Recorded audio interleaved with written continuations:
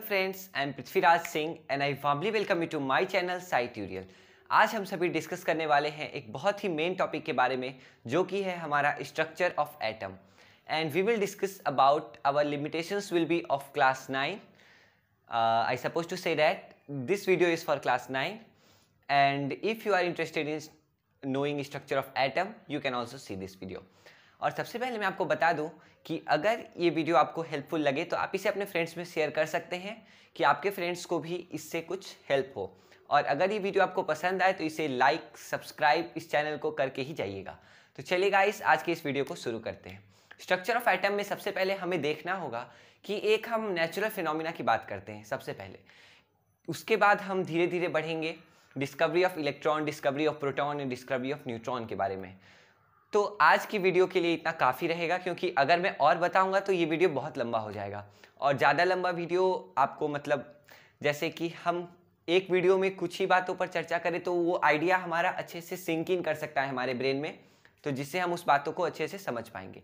चलिए गाइस, आज के इस वीडियो को शुरू करते हैं। तो सबसे पहले हम सभी जानते हैं इलेक्ट्रोस्टैटिक फोर्स के बारे में। तो आपने बचपन में या फिर आज भी क्लास में हम स्केल को अपने सिर पे रगड़ के उसे इलेक्ट्रोस्टैटिकली चार्ज करके अनचार्ज पेपर पार्टिकल्स के ऊपर रखते हैं तो वो उसे अट्रैक्ट कर लेता है ना। सिमिलर, तो वहाँ जब हम चार्ज कर रहे होते हैं, जो भी प्रोसेस हो, यहाँ पर हम वो नहीं पढ़ रहे हैं, तो जब हम चार्ज करते हैं तो वो मेनली होता ये है कि उसका इलेक्ट्रॉन हमारे बालों का और जो भी लास्ट ऑर्बिट में फ्री इलेक्ट्रॉन्स होते हैं वो आपस में ट्रांसफ़र होते हैं। और ट्रांसफ़र होने के कारण किसी में प्रोटॉन की मात्रा ज़्यादा हो जाती है या फिर किसी में इलेक्ट्रॉन की मात्रा ज़्यादा हो जाती है, तो कोई पॉजिटिवली या फिर निगेटिवली चार्ज हो जाता है। ओके, तो ये है इसके बिहाइंड कॉन्सेप्ट। तो अब हम डिस्कस करेंगे कि पहले क्या मान्यता थी लोगों को एटम को लेकर के। एटम के बारे में लोग सोचते थे कि ये सबसे छोटा सबसे छोटा कॉन्स्टिट्यूएंट है मैटर का। मतलब जो मैटर्स में जो भी पार्टिकल्स हैं, ठीक है, मॉलिक्यूल्स हैं, मॉलिक्यूल्स के बाद और छोटे लेवल पर एटम आता है, तो ये एटम ही सबसे छोटा है, इसे हम डिवाइड नहीं कर सकते या फिर इससे छोटा और कुछ नहीं है उस मैटर में। लेकिन डिस्कवरी ऑफ सब एटॉमिक पार्टिकल्स,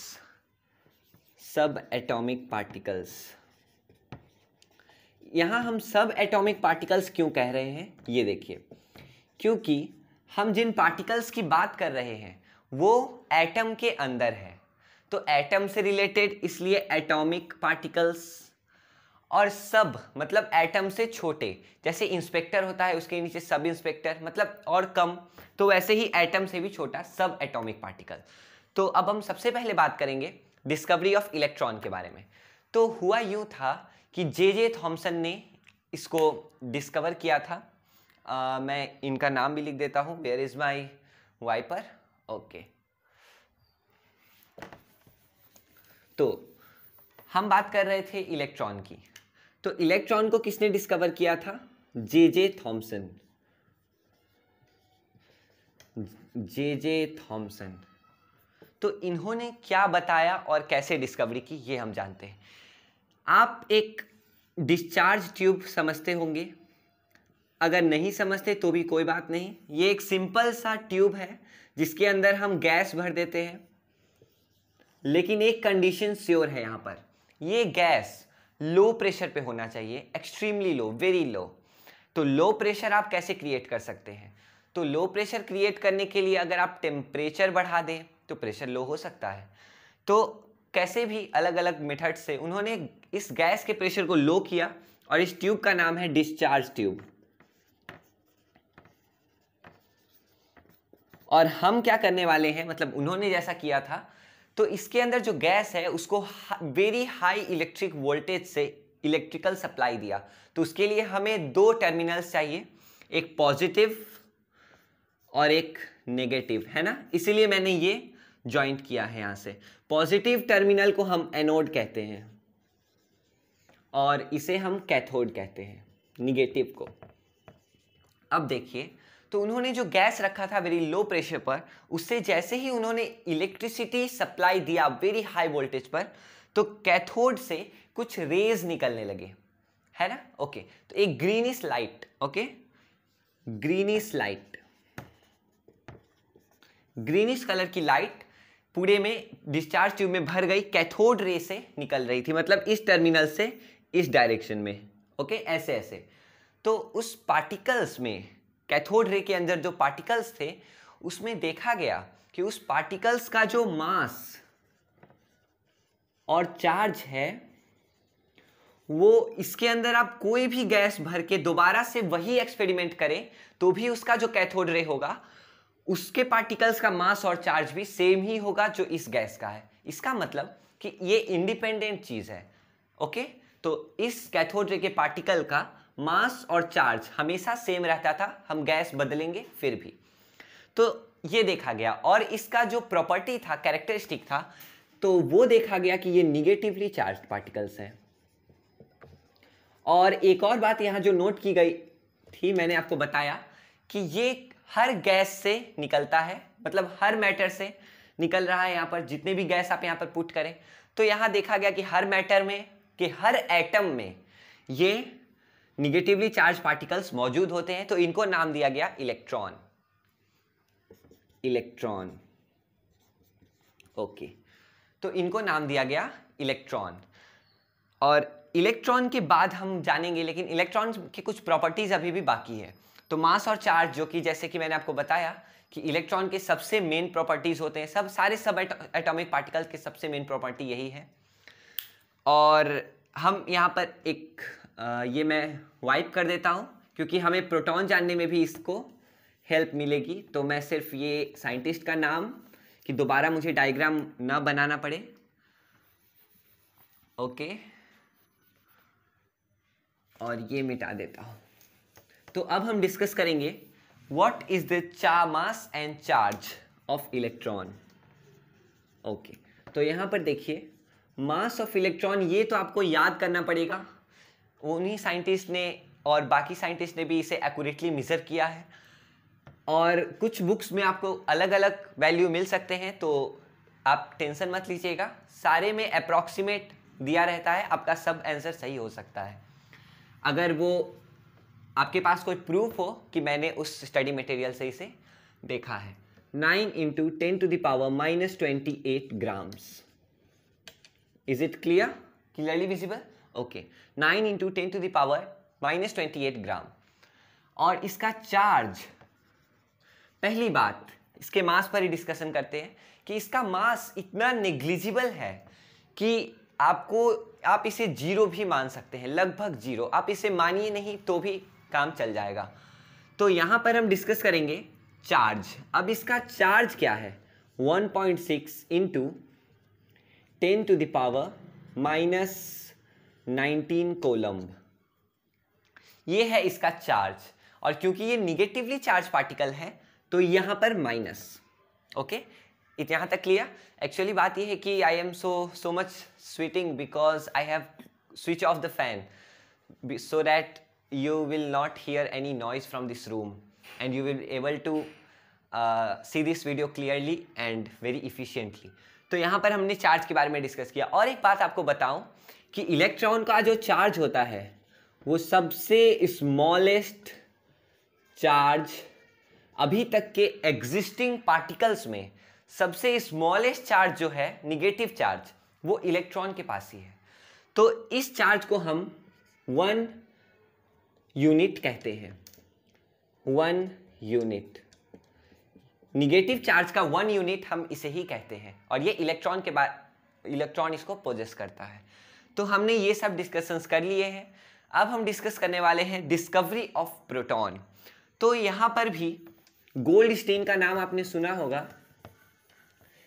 एक गोल्ड लीफ वाली एक्सपेरिमेंट भी है, शायद उन्होंने ही आपको बताया था। उस बारे में मैं इस वीडियो को चर्चा नहीं करने वाला हूं। तो सबसे पहले हम डिस्कवरी ऑफ प्रोटॉन पे चलते हैं। तो यहाँ पे साइंटिस्ट का नाम है गोल्डस्टीन, गोल्डस्टीन, ओके। तो यहाँ पर इन्होंने गैस इस डिस्चार्ज ट्यूब में डाला, फिर लो प्रेशर पर, एकदम लो प्रेशर, यहाँ पर मैं लिख देता हूँ, that is low pressure, okay. तो इस लो प्रेशर पर क्या हुआ कि इस बार उनको एनोड टर्मिनल से यानी कि पॉजिटिव टर्मिनल से कुछ रेज दिखाई दे, जिसे हम एनोड रेज कहते हैं। एनोड रेज इसलिए कहते हैं क्योंकि वो एनोड टर्मिनल से निकला, और पिछले केस में कैथोड रे इसलिए कहते हैं क्योंकि वो कैथोड टर्मिनल से निकला। तो यहाँ पर एनोड रेज को जो पार्टिकल्स होते हैं जो इसे फॉर्म करते हैं, वो उस कंपैरिजन में जो कैथोड रे का पार्टिकल था थोड़ा भारी है, इसका मतलब मास ज़्यादा है, ऐसा देखा गया, बहुत हेवी है।